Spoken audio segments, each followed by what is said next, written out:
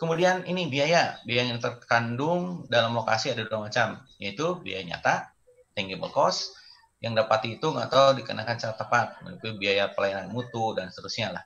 Ya. Kemudian ini biaya intangible nih, lebih sulit ditentukan, kualitas pendidikan, sikap calon karyawan, standar hidup, dan lain-lain. Kemudian sikap, nah ini lokasi juga nih. Sikap dari pemerintah pusat, wilayah maupun daerah terhadap kepemilikan swasta, pemetaan zonasi, polusi, stabilitas tenaga kerja, dan seterusnya. Ini kebijakan pusat. Jadi kalau misalkan Anda mau buat pabrik di Pangandaran, pabriknya besar, ini kan harus ada kebijakan dari pemerintah pusat. Ya, kedekatan dengan pasar. Banyak perusahaan yang secara sengaja memilih lokasi operasionalnya dekat dengan konsumen, seperti usaha restoran, salon. Ya. Nah, kedekatan dengan supplier, ini bisa. Kedekatan dengan supplier, ini penempatan lokasi yang dekat dengan pemasok bahan. Kemudian, nah ini yang menarik ini, kedekatan dengan pesaing. Mungkin Anda pernah perhatikan, kenapa kalau ada Indomart pasti ada Alfamart? Pernah perhatikan? Bahkan kiri kanan, bukan kiri kanan lagi, bersebelahan. Kiri Alfamart, kanan Indomart. Pernah nggak? Pernah. Itu. Ini sebetulnya kedekatan dengan pesaing atau clustering ini. Sepertinya agak mengherankan, banyak usaha yang menempatkan lini operasional yang dekat dengan pesaing. Alfamart dengan Indomart jualannya sama lah, saya sebut gitu. Kecuali sekarang Indomart agak beda lah. Ada tempat kopi, kalau di Bandung kan ya, ada tempat kopi misalkan, kemudian ada jualan kue misalkan. Kalau Alfamart nggak sampai situ, kalau nggak salah ya, coba Anda cek. Ini bukan nyuruh Anda ke Indomart, bukan.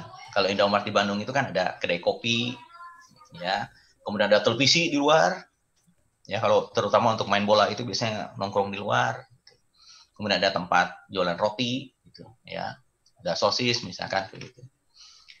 Tapi kalau saya lihat ya jualannya sama-sama aja, itu aja gitu. Akan tetapi saat ini kecenderungan demikian, istilahnya itu clustering. Lokasi berdekatan pada perusahaan yang saling bersaing. Yang disebabkan adanya apa? Nah ini. Mungkin Indomart dengan Alfamart itu karena informasi. Bakat, modal proyek, sumber daya alam. Nah, tidak hanya usaha manufacturing seperti dibangun kawasan industri saja, tetapi dalam bidang jasa dan seterusnya lah. Nah, Indomart, Alfamart itu sebenarnya Anda nggak usah pusing. Kalau Anda pergi ke pasar baru, pernah ada yang pasar baru Bandung? Jangan pasar baru lah. Tukang asin yang di pantai timur, yang belakang Pelelangan. Pernah lihat? Tukang asin yang jualan asin yang di belakang Pelelangan itu pantai timur. Ya, mana lihat? Itu kan tukang asin berdekatan, semuanya tukang asin, benar nggak? Iya. Itu clustering. Gitu. Jadi Anda jangan heran kenapa Alfamart dan Indomart bisa bersamaan. Lihat aja tukang asin. Depannya tukang asin, belakangnya itu yang seperti udang yang goreng-goreng itu kan. Udang ikan kecil yang digoreng. Itu sama, berdekatan juga, itu clustering. Ya. Kalau Anda ke pasar baru pun sama, yang fashion semua, nah, itu clustering sebutnya. Nah, ini lokasi untuk perusahaan global. Tadi untuk perusahaan global itu saya udah bahas sedikit tentang Cina, misalkan tentang Jepang, tentang Amerika, ya. Nah, pemilihan lokasi negara. Jadi kalau Anda misalkan nih punya usaha mau produksi di negara lain, yang pertama itu pemilihan negara yang mana? Resiko politik. Karena peraturan atau kebijakan tiap negara bisa beda. Ya. Contoh lah, dulu saya pernah beli spare part mobil. Ya, saya dulu pernah beli spare part mobil tahun berapa? Tahun 2000-an lah. Beli spare part mobil 2005 2006 lah. Belinya di Bandung. Ya. Di bungkusnya ditulis diproduksi di El Paso, Texas, Amerika. Ya, di dusnya itu plastiknya. Diproduksi di El Paso, Texas, Amerika. Begitu saya lihat di belakang produknya, diproduksi di Cina, ditempel pakai stiker putih, tulisannya hitam. Kemudian ada emailnya. Mungkin saya bisa track emailnya itu nanti. Ya. Oh, ketemu lagi saya kasih tahu tuh. Di track emailnya. Ternyata begitu saya email ke si produsennya, ternyata 2 hari kemudian, kalau nggak salah 2 hari kemudian itu ada balasannya langsung. Ternyata dia membenarkan bahwa produk tersebut sekarang tidak lagi diproduksi di El Paso, Texas. Yang diproduksi di Texas itu hanya 2-3 produk. Dia sebutkan serial numbernya berapa. Nah, alasannya kenapa ada produksi di Cina? Karena masalah peraturan. Katanya kalau di Amerika, karena produk itu mengandung cairan berbahaya, ya, akan ada tambahan kos. Tapi kalau di Cina, itu tidak ada tambahan kos. Makanya lebih baik produksi di Cina. Kenapa? Karena pemasaran produk itu untuk kawasan Asia. Supaya apa? Bisa menekan kos lebih murah. Itu kenapa? Ya,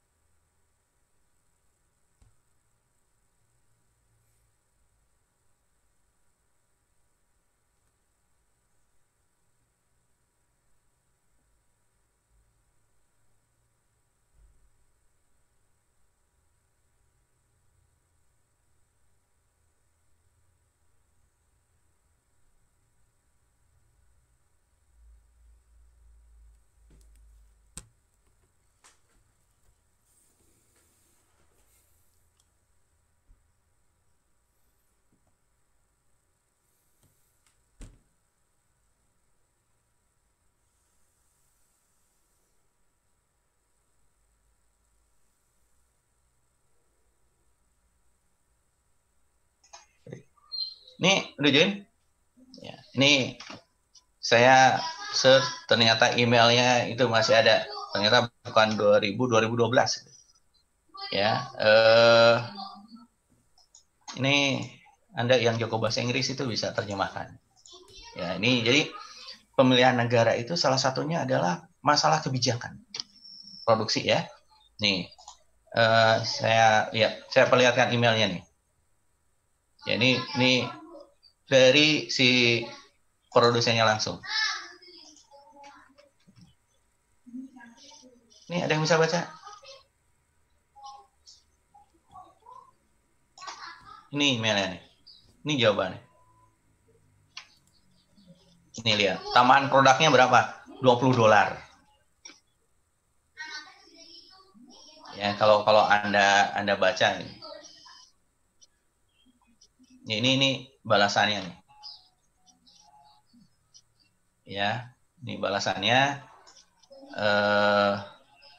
Kemudian ini saya nggak kebaca nih. Ya.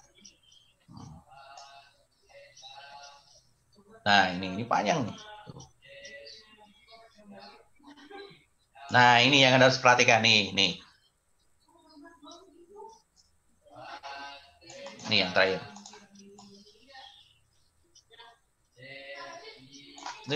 Keblok semua.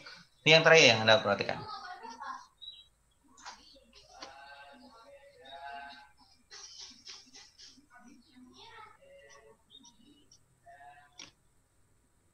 Ya. Ini sebenarnya jawabannya dari sana. Kemudian pun kalau misalkan Anda lihat di sini, ya.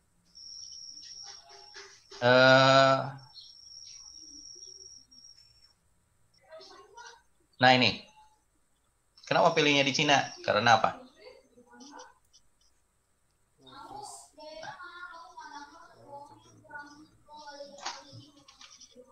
Low cost. Ya. Kemudian karena apa? Nah, masalah ini. Kebijakan apa? Environment dan workplace environment. Ya. Kemudian apa nih? Ini kebijakan pemerintah Amerika. Ya. Ada tambahan ini $20. Jadi kalau misalnya tambahan $20 berarti cost-nya itu akan lebih mahal. Ya. Kemudian apa? Nah, ini baca. Alasannya apa? Nah.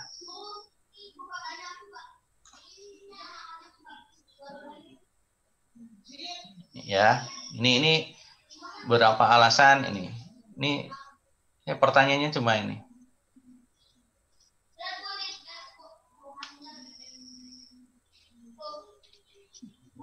Ya. Ini jadi alasan